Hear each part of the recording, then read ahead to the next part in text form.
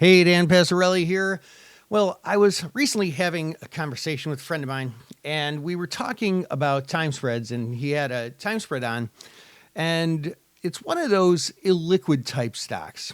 And the question became, well, what happens if this call time spread, the stock rises above the call strike, and the short option is in the money at expiration?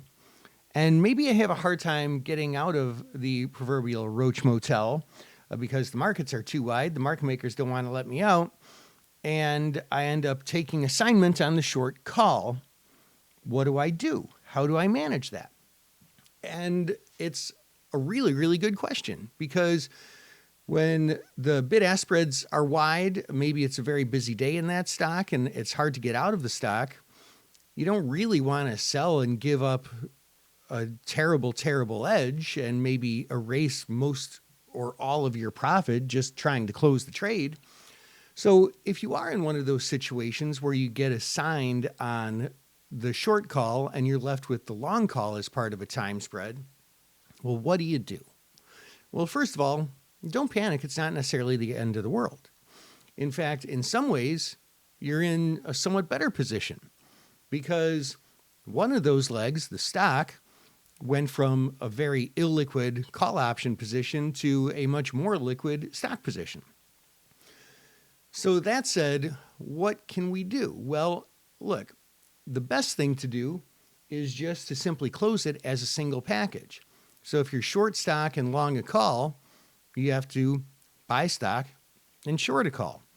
Anybody know what that position is called? It's a covered call, isn't it?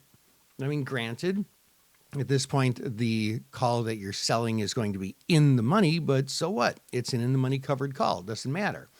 And you can enter that as a single package on your trading platform.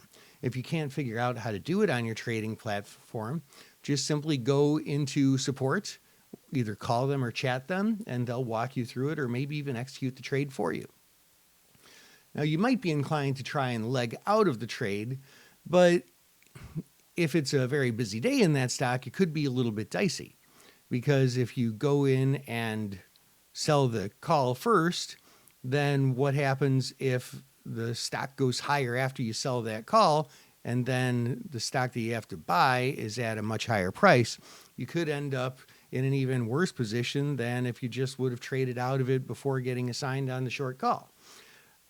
So that's one really, really useful little tip on how to close time spreads at expiration for this particular situation. I hope that helps. This is Dan Passarelli, Trade Smart.